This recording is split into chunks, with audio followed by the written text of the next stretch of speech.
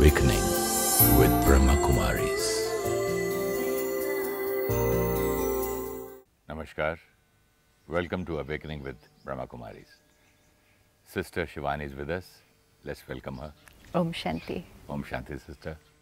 Our topic today is on relationships and the series we call Soul Connections.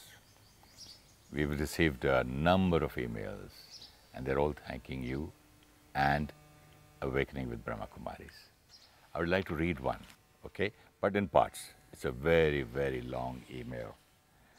There's a lady who says that I have a family is very well knitted, and my son sometimes and my husband, we all watch Awakening with Brahma Kumaris. And she says everything, her English is a little, okay, you just have to understand. Everything went well till my son reached teenage and husband fell ill seriously. I am very kind for everything, bit arrogant, always think I am right, take others' pain very easily.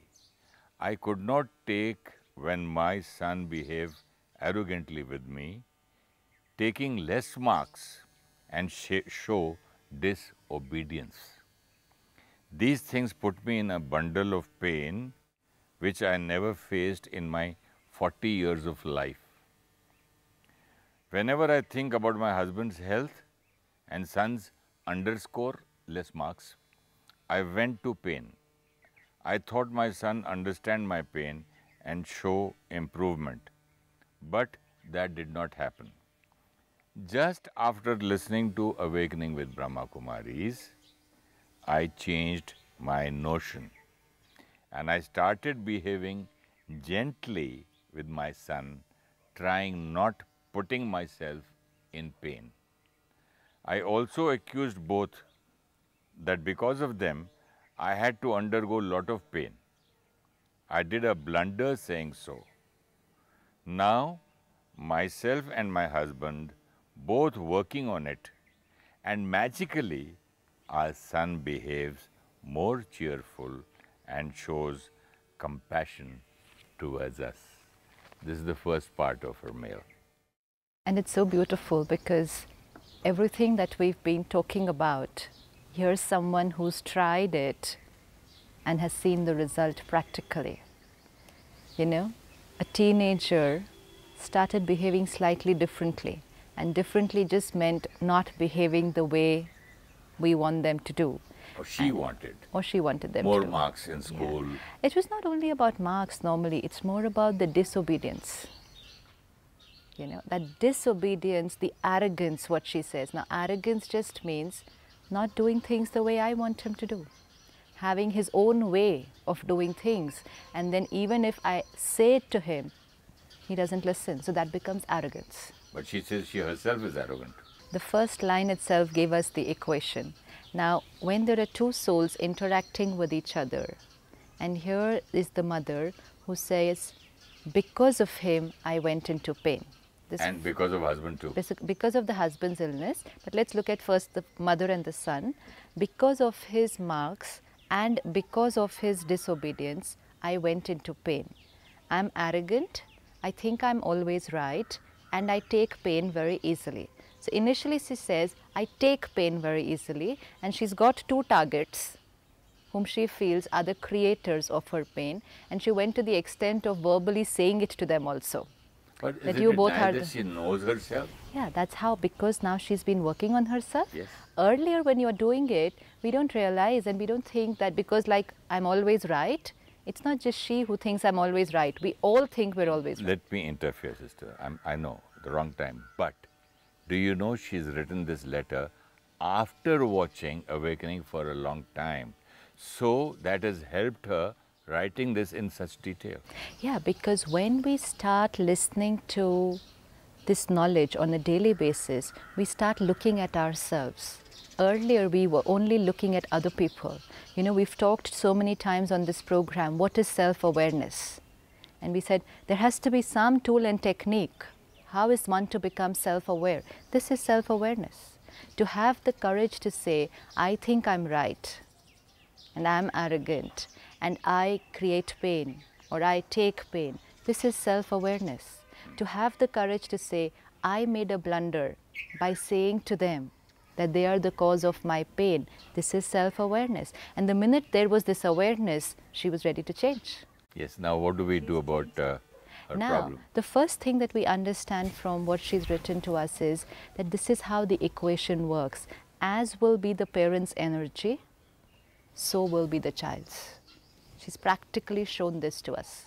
That earlier I was arrogant, so obviously her way of thinking, way of talking, way of behaving would be a different way.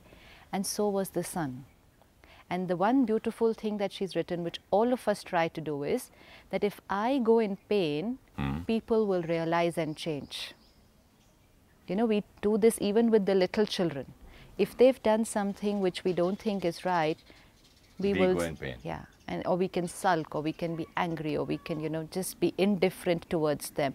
And we think this will make them realize. Or the parents always convey this message to the children, or any two souls keep conveying this to each other, that I am in pain because of you.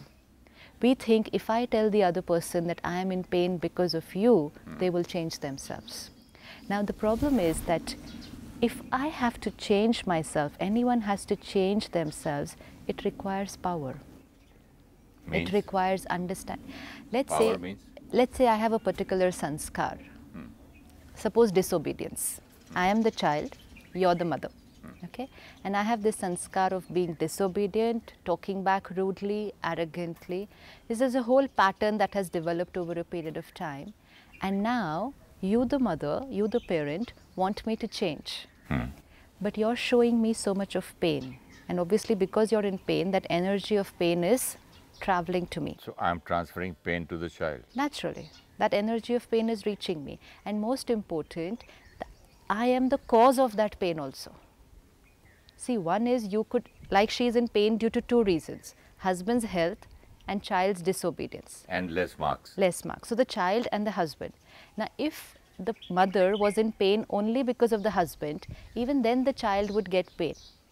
But in that case, the child would at least not be the cause of the pain. Oh. So there are two different things. One is my parent is in pain, I will still get the pain. Cause. But the other is my parent is in pain and I am the cause. This means pain plus guilt. Yeah, but if I fail, my mother will feel bad and she will go into pain. It's very heavy on the child. Yeah. So now if I am the child and I'm getting this energy of pain, plus I'm creating this guilt that I am the cause of your pain, this will only deplete my power. And you want me to change? How can I change if I am so weak? I will change, but it will only be the downslide. Yeah. Because I'm becoming weaker day by day, because I'm consuming so much of pain and creating so much of guilt. So when I'm becoming weaker day by day, you cannot expect change from me in the positive sense. And yet you keep on sending me that pain and projecting onto me that you are in pain because of me, thinking that that will make me realize and change. It doesn't happen. People can spend years like that. And now what she changed was, she couldn't change the son. She changed herself. Wonderful. Changed herself because she realized pain will not create the result. But good thing is she tried both. Earlier, she tried, okay, if my son doesn't speak to me nicely, if he gets less marks in school, I am going to sit in the other room, not talk to him, or give him pain and have the whole atmosphere in the house will be full of pain. But we thought that this was a natural thing to do. Yeah, but after watching the program, she says, then I have suddenly turned sweet to him. Right. Nice. Now, if we just see her, is it difficult to do that? She's done it.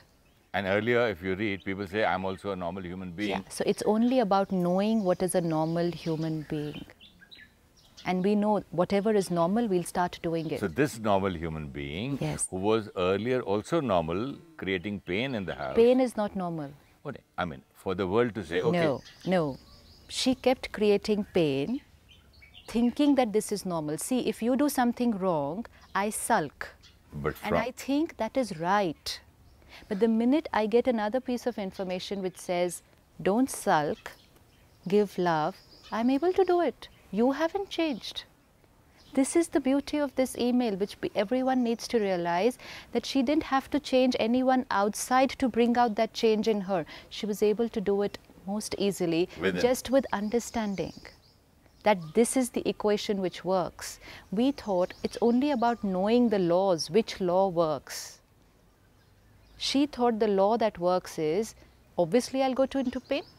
Second, if I go into pain, my child will realize. And third, when he realizes, he will change. So this was the dynamics in my mind. This was my programming. So I behaved that way. I got angry, I got hurt, I shouted at my son, I sulked, I kept on saying to him, you are the cause of my pain, because I thought this was normal. And this went on for some time. And now suddenly, I get a fresh piece of knowledge and I'm able to try it out the next day. Nothing has to be done. People think it takes years to change. Nothing. She must have just tried it out the next day. And what is she going to do the next day is stop sulking, stop shouting, and just be natural, beautiful, sweet, loving. That's all. And it's not difficult. It doesn't require strength to do it. It just requires knowledge to do it. That this equation doesn't work, this equation works. And as soon as she tried out the other equation, the energy reflected back. The parents changed, the child changed. Because I need strength to change. And I was getting guilt and pain. I was becoming weaker. Now my mother changes. And she becomes stronger, stable, accepts me, and therefore is able to remain her natural self. Not only accepts, she loves him too. Yeah. Speaks love, very nicely. we always thought we always loved, but we thought pain was fine with. But the way she used to speak to him, she changed. She changed. Na? Now this energy that I get, first of all, relieves me of the pressure that I am responsible for someone else's pain because I see the person healed. And that too of a mother. Yes.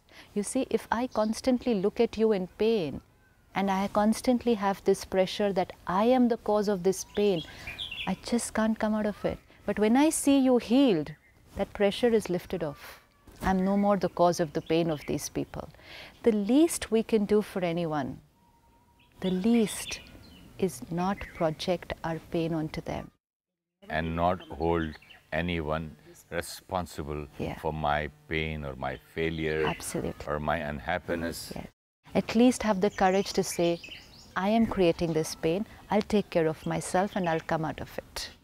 But when we project it onto them, it becomes so much of pressure that leave alone, what they have to change, they'll just go like this. So when he saw the mother healthy, healed emotionally, it was very easy for the child to get healed.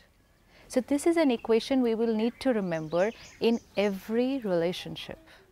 I'd like to read a very interesting line also, sister. She says, earlier she said, now myself and my husband both are working on it. That's very nice. And I love this, to repeat this line when she says, and magically our son behaves more cheerful. I'm feeling so nice reading this and shows compassion towards us. Now, one more point here I'd like to say. Look at the expression. Just see this last line. The son shows more compassion towards us. Reason? Because we started creating compassion for him. Just one rule in relationships, only one golden rule for every relationship. Whatever energy I create, it's coming back. I was arrogant, he was arrogant. I'm compassionate, he's compassionate towards me. What a wonderful email. Very simple, understanding, and this shows that she's working hard. Absolutely. Not only she, the whole family. And this shows that we all can do it. And also we can, again, I come back to same, then we cannot use this excuse every time, I'm a normal human being. We can start becoming normal. She says, but, see, expectation further. I want him to bring in a right path. And in brackets she writes, of course he's not in a wrong path 100%, does not has any bad habits, of culture less, but listens to hard metal rock music which I cannot take. I do not like that kind of a growling music, but certainly do not like him to listen to that harsh music and attend such concerts. One more big thing is that does not has a passion to study. Now he studies seriously compared to previous years. Still, I want him to enjoy that, what he studies. I don't know. I want him to take study seriously. How can I make him to do that and also turn him from hard music to soft music? In fact, my husband and myself both loves classical music, and the day starts with devotional songs tuned in radio. Look at the parents. Isn't this the case in most relationships? This is like even a husband-wife. Any relationship, whether you take husband, wife, friends, you take parent-child, you take a senior and a colleague, we want people to be exactly the way we want them to be. We want people to think the way we want them to think, and that way is the way we think, because that way is the right way. And most of the people who have the drivers and they try out 1, 2, 10 times, and I say, why are you driving at this age? They say, I hate my drivers. Nobody drives well the way I want them to drive. And this relationship, as you said, I was just thinking from parents and child, but you've opened my eyes saying that it can be even with the staff. It can be with everyone, and it's happening everywhere. That we want people to be exactly the way we want them to be. Now let's look at it. I and my husband like classical music. We listen to devotional songs. On radio in the morning. Yeah, and so hard rock metal is wrong. Says who? Says Mother. I. And yet if you go and talk to the child will say hard rock metal music is good and devotional classical music is horrible. And then there will again be this conflicting energy, because both of them are going to think and create this thought that what I like is right and what you like is wrong, because one has to be wrong. Correct. Now only if we switch this thinking to, we like classical music and he likes rock music, we are right in what we like and he is right in what he likes. And no one who's going to decide which one of us is right, we're going to decide for ourselves. We can't decide for them. Why did she find that son disobedient? Because he was not liking what she likes. Obedience in a child is when the child likes and thinks and does everything that the parent does. And that is what parents find in children till they are about 9 to 10 years old. And so till then, they're very nice, obedient children. And after that, they become arrogant, rebellious teenagers. And then we say, natural. Teenagers are like this. Teenagers are not arrogant, they're not rebellious. They've just started, and the parent is not used to it. They've just started doing things their way instead of your way. And that is labeled as arrogance and disobedience, because I thought they are my children. So they will always do what I think is right. Now, the minute the parent starts creating this thought, the children also start creating this thought that my parents are wrong. Sister, I understand that the mother here is demanding too many things. She says he studies well, but why is he not liking what he does? She probably doesn't like Western things. She says, I do not mind him playing guitar, but not the rock music, but not those concerts. Probably she is worried that about her culture, and probably she's also worried that tomorrow he'll start drinking, smoking, then further. So, is she concerned or is she troubling him? She's working hard on herself. Yeah, but in this case, she's only trying to control him. And the thing is that no one wants to be controlled. No one likes to be controlled. And we're very sensitive. We can catch this energy of control very easily. And then? You'll be able to feel it very easily when somebody's trying to control you, even if they're not saying it. Then what is the difference between control and discipline? Yeah, but the more someone tries to control you, the more you will go out. It's like I can see someone is trying to control me, the more I will run away. Yeah, but what is the meaning of discipline, sister? Discipline means I can share with them what I think is right. No, it's very important. But like in this case, do and be exactly what I want you to be. Now see, imagine she's saying, he does study seriously. He is better than what he used to do before, but he doesn't like studying. So now she needs to see that enjoyment on his face also while studying. Means there is such a subtle control on every thought, word and action. She wants him to be exactly the way she wants him to be. It will only happen the opposite. The more this is tried, and this happens even in husband-wife relationships, if you try to control the person too much, the other person will rebel. And rebel means will just not do things the way you want them to do. Because the energy is negative. One is, I can share my concern that, this music could be not very good for you. But to say this music is wrong, and most important to say my son is wrong. They're two different things. The music is different from what I like. Even like you said, the other things like alcohol or drugs, or maybe go on to something else. Even that, why do people go to it? Why so many children are going towards it? Because they're not getting the energy of acceptance, the energy of love which is needed to empower a child. That lack of that energy from the parental environment starts creating a vacuum. And to fill this vacuum, I will go towards these other things. In this relationship of the mother and son, what is lacking? She says she loves, she's concerned. See, she says she loves.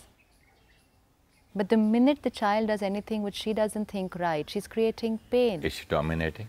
She's controlling, yes. So love is not, I love you means I accept you. When you listen to devotional songs, when you listen to classical music, when you play the guitar. This is not love. Conditions apply. This is not love, which just means I accept you when you are the way I want. TNC. Actually, it was supposed to be, I accept you the way you are. But we create the thought, I accept you when you are the way I want, which will never, ever happen. But from her point of view, if I ask you this question, do you want my child to go on drinking, drugs? Do you know what's happening in the places? I understand, but do you know why your children are going towards it? He's already playing guitar and going to such concerts, and he's going to this modern thing, he's becoming Western, he's wearing these clothes. Again, if we think that they will become the way we want them to be, then we're anyway living in an illusion, and we're trying to do the impossible. What we can do is only empower them, energize them, and the strength that we give them will help them to protect themselves from anything that is damaging. We cannot protect them. We can only empower them. How? Because once your child is out of the confines of your house, within your house, you at least know what he's doing, what he's not doing. Sometimes not even that, actually. But once he's out of the house, who's going to protect him? Once this child has gone to the concert, once this child has gone to college, he himself. Who will be able to protect him, or who will be able to check what he's doing, what he's not doing? He himself. He himself. So we need to understand our role. Our role is not to protect them and to check them. Our role is to empower them so that they protect themselves. Because we will not be there 24 hours over their head like this to be able to control them and to check them. And the minute they go out of the confine, they will do what they want to do. So if I love my child, accept my child as he is or as she is, that is empowering? Very much. Because is it so simple? It's very, very simple.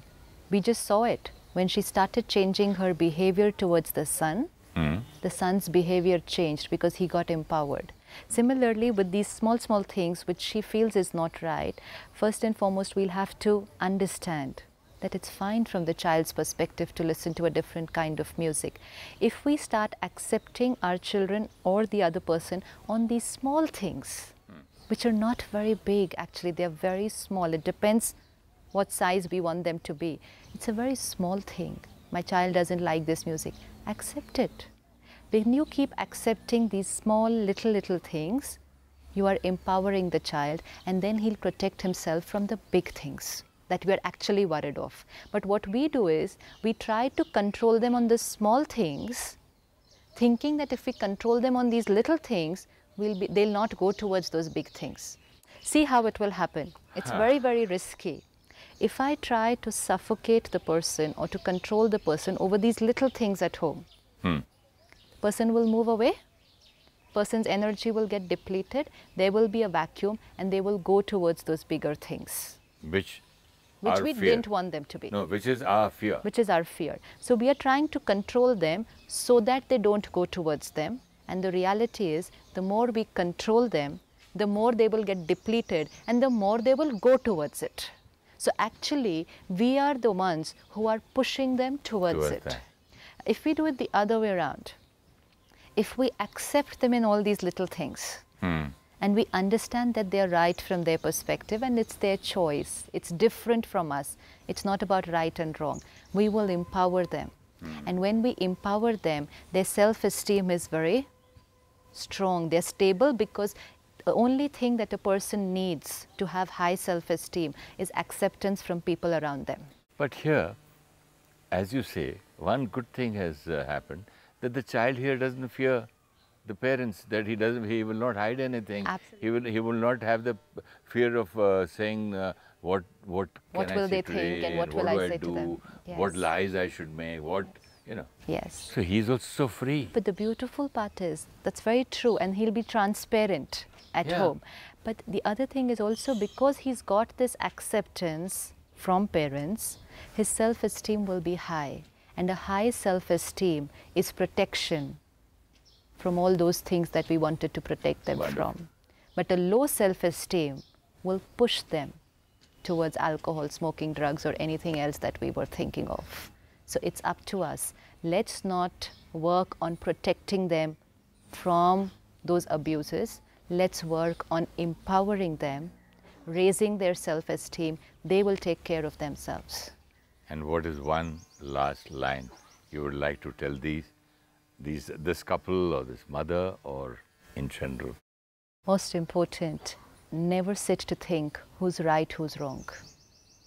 The golden rule in relationships again, both are always, always, always right from their own perspective. And this is respect. Even if you're doing the most terrible thing, which according to me is terrible, you have a reason why you are doing it. It could be your personality, it could be your belief systems, whatever. You have a reason why you're doing it. And when I'm able to accept that, I become stable, I send respect, relationship gets healed. And the sanskaras, the qualities Things will change. Will automatically change. Absolutely. Thank you so much, sister. Om Shanti. Om Shanti.